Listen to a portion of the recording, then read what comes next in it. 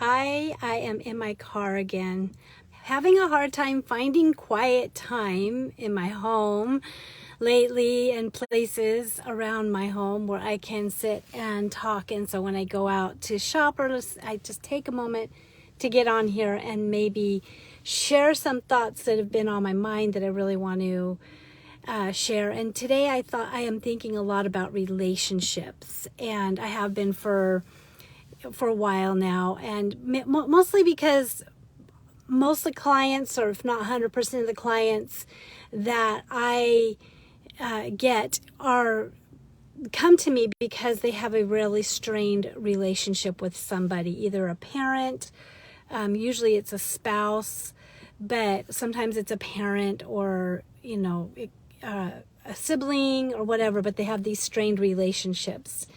And so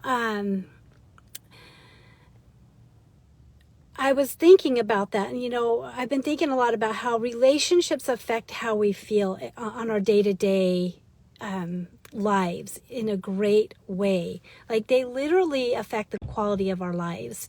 And the most important relationship that we have is with our self.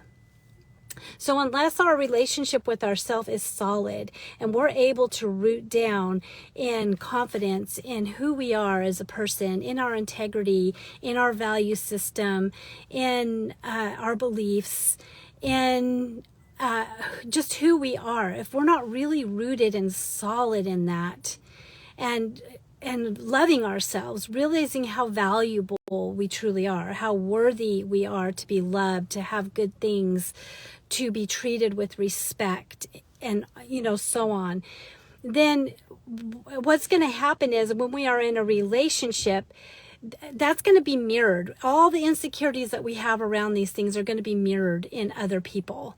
And that's where triggers come from. And that's where a relationship, when somebody that's, very tumultuous, when somebody actually does something or says something to you and you just feel like it just triggers you emotionally, you're so upset by it and you're left thinking about it and ruminating on it, sometimes the rest of the day, sometimes for days on end, and even weeks on end, and sometimes permanently. It's something that you come back to over and over again. Why did they say that? Why did they do that? And it's because you have a part of you inside of you that you're not able to go back and root down in. You're not able to take a root on and say, what they said to me or about me is so irrelevant, it's laughable. And when you are able to root down into self-love and self-care and really self-reliance, when you're able to really get a root down in there, get some roots down in there, then it doesn't mean that the triggers sometimes won't still come, but there'll be little flames that are blown out really quickly because you'll go back to your roots. And then the relationships become less fraught, because as soon as you're triggered, then you say things or do things a lot of times in defense. And I heard it said one time, and I thought it was really good, that when somebody becomes defensive, there's no longer a conversation going on.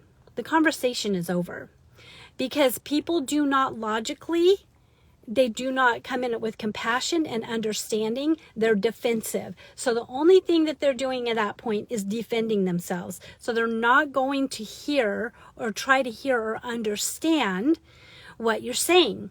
So as soon as you even see that flicker of defense coming up, it's pointless to go and try to defend yourself or to, and the thing that really brings this to my attention a lot is social media, because I have found social media is so often a platform for people to take out their passive aggressiveness, to be able to spew out what they think, how they feel. And I see it so much energetically aimed at, particular people. So they might feel like, somebody did something to them or said something about them or treated them some way or whatever, and they're triggered. Then they go, and out of that trigger, they're now defensive, and they're finding something to say back to defend themselves. And nobody's being hurt in that. Nobody. The only person that, especially the person that you want to hear that, they're not going to hear that, because if they've already said something that was out of a place of trying to attack or defensive, then they're not trying to understand you to begin with. Because if they were truly trying to understand you and truly trying to have a conversation with you and to get some true understanding about something, they would just go to you. They would just go to you and say, hey, I just kind of wondering about, yada, yada. Let's talk about this a little bit, right? But instead, they get defensive.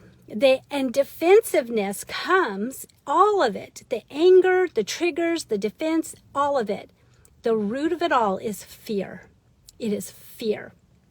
Fear is behind hate. It's behind bigotry. It's behind ignorance.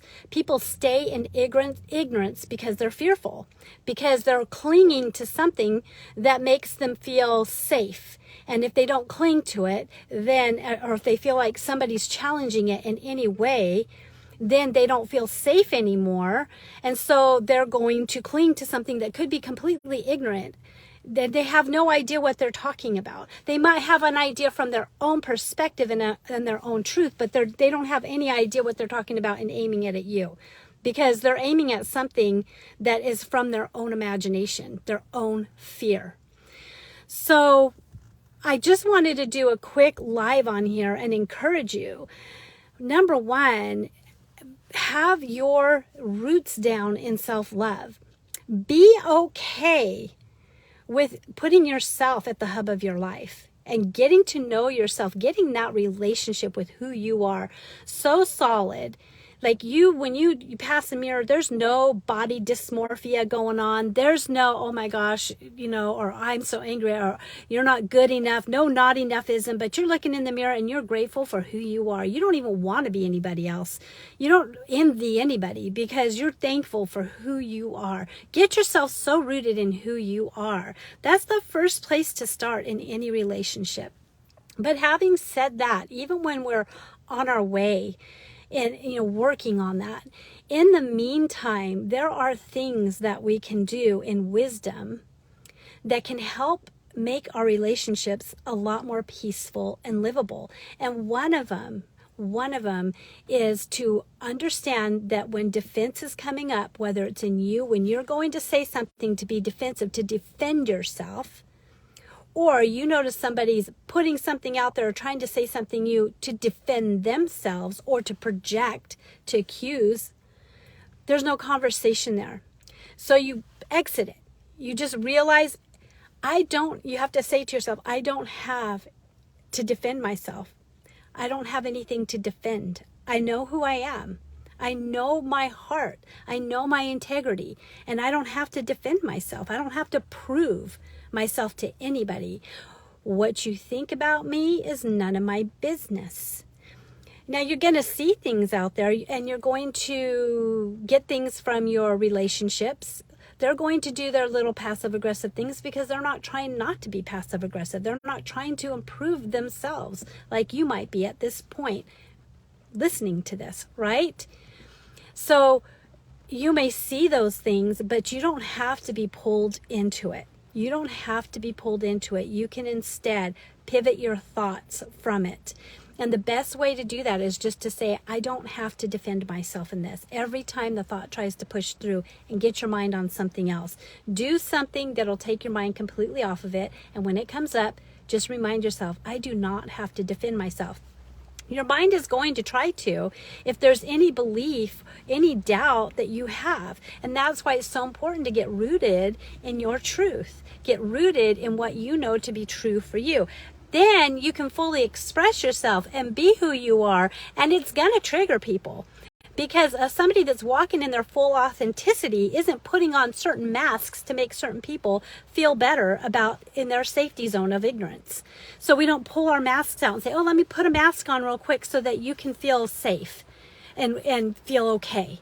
We don't do that anymore. We just walk in our truth. What you see is what you get. Right? So it's going to trigger people at times, right? And it's going to sometimes trigger even that relationship. But you can say that's the story they're telling. That's the belief they are choosing to believe about this. And that's really none of my business. It has nothing to do with me. It's not about me. So I'm planning on doing a 10-day challenge, and I'm really excited about it. I got to get it up and running, but I just want to put the word out there. It's going to be, you can jump in for free. This isn't going to be something I'm selling. This is something I'm going to do a 10-day challenge to challenge you to improve any relationship that you have right now that is strenuous, that is, a prominent relationship in your life, like a spouse or a parent or somebody that you have to have contact with on a regular basis and it's strained. I'm going to have a 10-day challenge where you'll get an email every day for 10 days with a little challenge for that day to do that will drastically improve the quality and the peace in that relationship. So I hope that you're in. Let me know down in the comments if you would be in for something like that. And I'm excited about it. Again, it's not something I'm selling. This is just going to be a free, I want to challenge you. I want to see what you can do within 10 days. I want you to see what you could do within 10 days, to see how much power you actually have to pivot and to change things. Because a lot of times we feel so stuck and we feel so powerless, and that's the worst feeling in the world, to feel like we really can't do anything about how we feel and the circumstances that are making us feel that way. But there are some really powerful things that you can do, and that's what I'm going to be sharing. So I hope you guys have a beautiful day. I'm going to see if I can flip this. You can see how beautiful it is out my window right now. I've got rain coming in, sunshine coming in. I'm so excited for the rain. Fall is going to be here in a couple days, and I'm already feeling it. I'm wearing fall colors. I'm in my element. I love it. You guys have a great day. Love you. Sending much high vibes. Love your way, and hope you have a wonderful week. And I'll talk to you later. Bye-bye.